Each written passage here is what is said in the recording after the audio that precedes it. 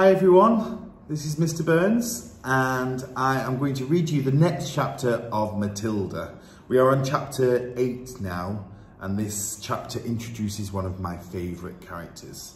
This chapter is called The Trunch Ball. In the interval, Miss Honey left the classroom and headed straight for the headmistress's study. She felt wildly excited. She had just met a small girl who possessed, or so it seemed to her, quite extraordinary qualities of brilliance. There had not been time yet to find out exactly how brilliant the child was, but Miss Honey had learnt enough to realise that something had to be done about it, and as soon as possible. It would be ridiculous to have a child like that stuck in the bottom form. Normally, Miss Honey was terrified of the headmistress and kept well away from her, but at this moment she felt ready to take on anybody. She knocked on the door of the dreaded private study. "Enter!" boomed the deep and dangerous voice of Miss Trunchbull. Miss Honey went in. Now, most head teachers are chosen because they possess a number of fine qualities. They understand children and they have the children's best interests at heart. They are sympathetic, they are fair, and they are deeply interested in education. Miss Trunchbull possessed none of these qualities, and how she ever got her present job was a mystery. She was above all a most formidable female. She had once been a famous athlete, and even now the muscles were still clearly in evidence. You could see them in the bull neck, in the big shoulders, and in the thick arms, and in the sinewy wrists, and in the powerful legs. Looking at her, you got the feeling that this was someone who could bend iron bars and tear telephone directories in half.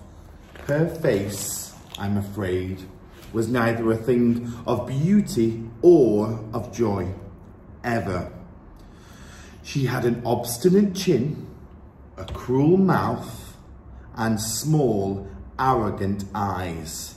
And as for her clothes, they were, to say the least, extremely odd. She always had on a brown cotton smock, which was pinched in around the waist, and a wide leather belt.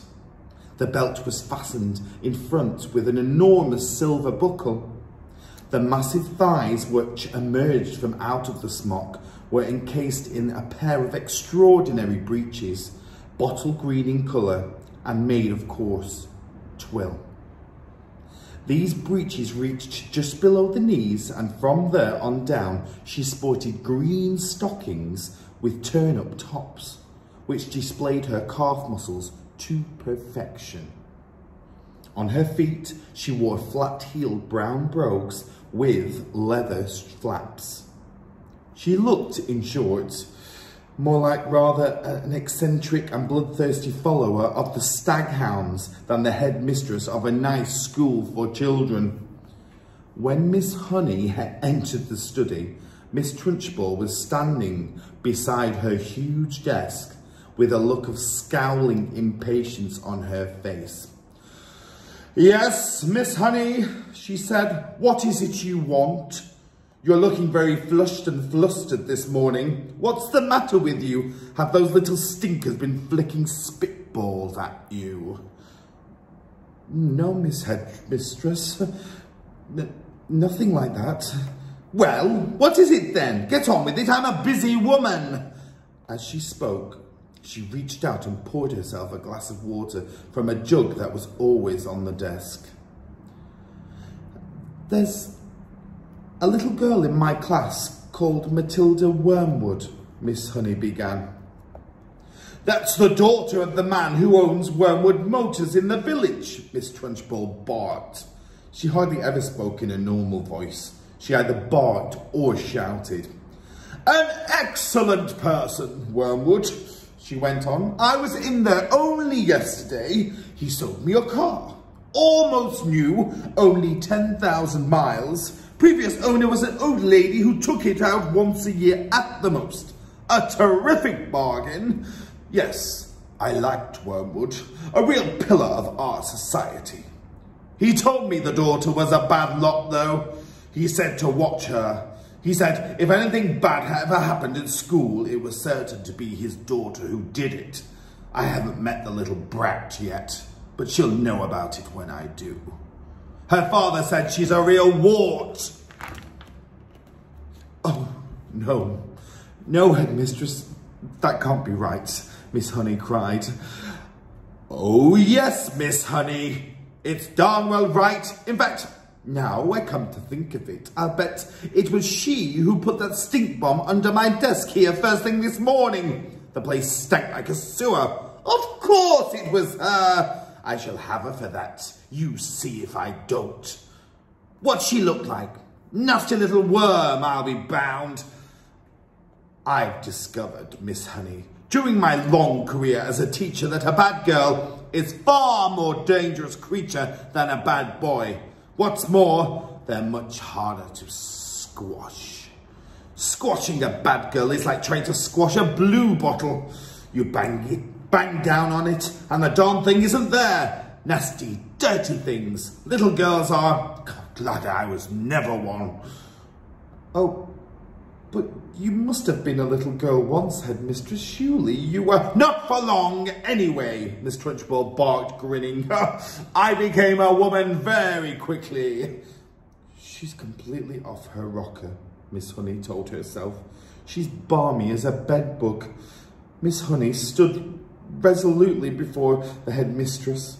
For once, she was not going to be browbeaten. I must tell you, headmistress, she said, that you are completely mistaken about Matilda putting a stink bomb under your desk. I am never mistaken, Miss Honey.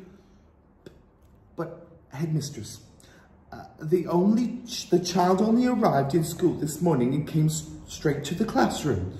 Don't argue with me, for heaven's sake, woman. This little brute, Matilda, or whatever her name is, has stink-bombed my study. There's no doubt about it.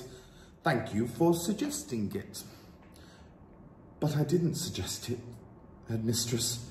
Of course you did. Now, what is it you want, Miss Honey? Why are you wasting my time? I came to talk to you about Matilda, headmistress. I have extraordinary things to report about the child. May I please tell you what happened in class just now? I suppose she set fire to your skirt and scorched your knickers. Miss Trunchbull snorted. No, no, Miss Honey cried out. Matilda is a genius. At the mention of this word, Miss Trunchbull's face turned purple and her whole body seemed to swell like a bullfrog's. A genius, she shouted. What piffle is this you are talking, madam? You must be out of your mind. I have her father's word for it that the child is a gangster. Her father is wrong, headmistress. Don't be a twerp, Miss Honey. You have met the little beast for only half an hour, and her father has known her all her life. But Miss Honey was determined to have her say, and now she began to describe some of the amazing things Matilda had done with arithmetic. So, she's learnt a few tables by heart, has she? Miss Trunchbull barked. My dear woman, that doesn't make her a genius. It makes her a parrot. But headmistress, she can read.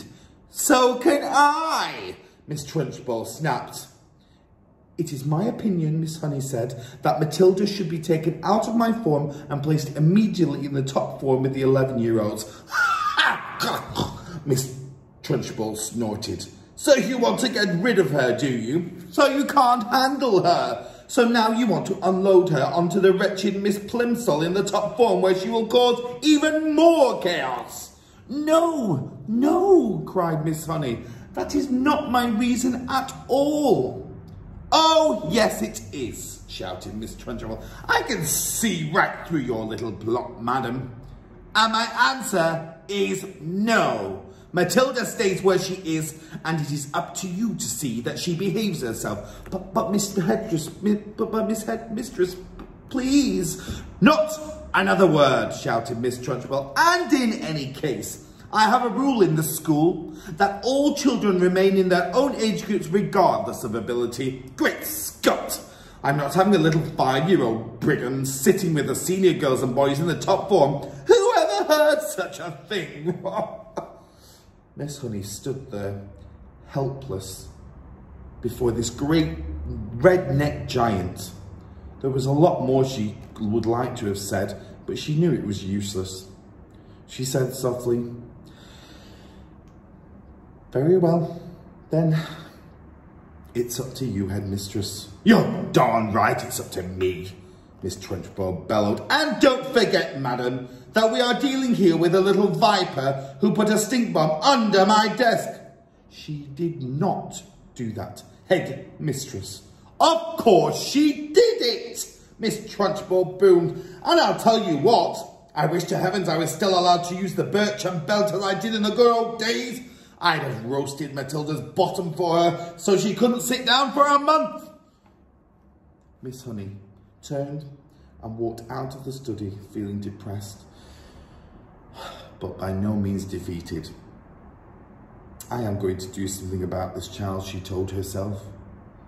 "I don't know what it will be, but I shall find a way to help her in the end."